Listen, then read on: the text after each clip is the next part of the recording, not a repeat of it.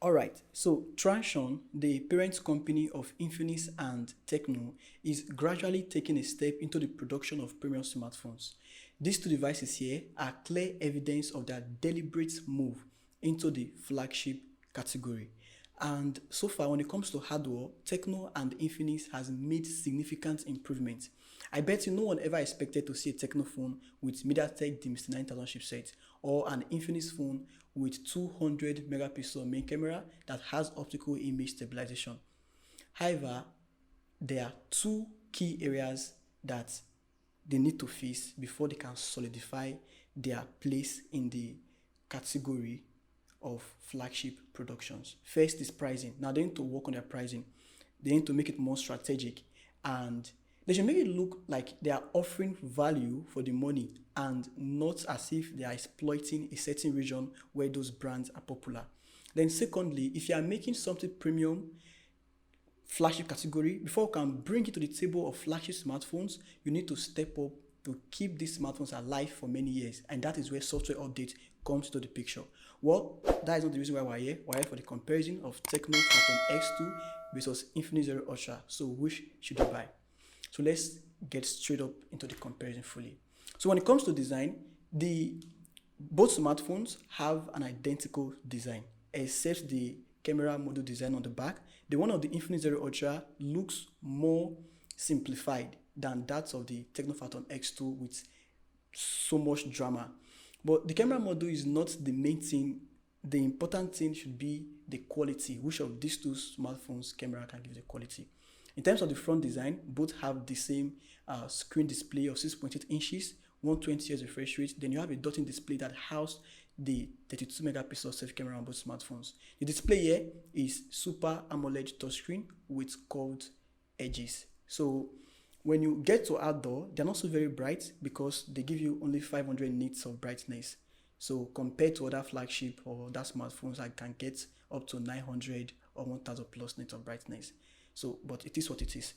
Then aside from this design, okay, still talking about the design, these two smartphones, they both lack 3.5 headphone jack. So you rely on wireless earbuds to enjoy or to consume media. Now let's talk about durability. If you are spending so much on these two smartphones, either of them, you have to focus on durability. And in that case, the Tecno Phantom X2 is more durable. It has a Gorilla Glass Victor's protection. So if it falls, it has a higher chance of surviving compared to the Infinix Zero Ultra. When it comes to performance, the Phantom X2 is way better. It is like 2 times better in raw performance than what you get on the Infinix Zero Ultra. On Geekbench, on Antutu, the Phantom X2 performance, MediaTek Dimensity 9000, is a flagship chipset which is better than the mid-range chipset you have on the Infinix Zero Ultra with Dimensity 920 chipset. So if you are a gamer, you might want to get the Phantom X2. You can play game in higher settings, but in case of the Zero Ultra, you are restricted to medium settings. Now in terms of the camera, it's really hard to pick one out of these two because the larger aperture and larger sensor that Tecno used on the Phantom X2 series really improved the low light photography and even the daytime photography. And similar things also apply to the Infinix Zero Ultra. You have the natural bokeh because of the larger sensor. So to me, both are good when it comes to camera. Is more of user preference in terms of the color science.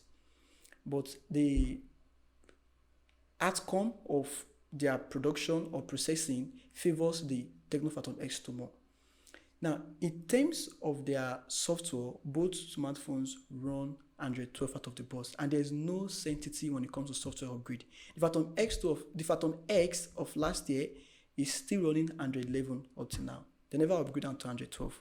Then the Infinix Zero X series of last year is still running Android 11 and never still go Android 12. So now that these two smartphones, this recent flagship Zero Ultra and Phantom X2 are running Android 12 out of the box, there's no word yet from Transsion or from these two companies, tech companies, on whether they will get Android 13 upgrade and how many years upgrade they will get. You know, it's hard to wrap my head around it knowing that the Phantom X2 is more expensive than the Xiaomi 13 Pro. It's crazy. But that is it. In terms of pricing, the Infinix Zero Ultra is cheaper. In Naira, it's about 445,000 Naira, while Tecno Phantom X2 will cost you above 500,000 Naira. In dollar, that is about $720, while the Pro version is about $930. So now, in overall, if you should answer out of these two, should you pick? When it comes to performance, the flagship performance, flagship experience, the Tecno Phantom X2 gives you that. It's more durable, it gives you that crazy performance. But when it talks about value for money to a little extent, the Infinix Zero Ultra doesn't really give that value for money because it's still very expensive and you have mid-range chipset and all that. It's hard to recommend one over the other. It's more like out of these two, it's a case of two evil. Which one is not better for you to pick, right? So that is it. The Phantom X2 gives you the better performance and gives you durability, but it's more expensive as well. Let me know to fill in the comment section, and I'll see you guys around in my next one.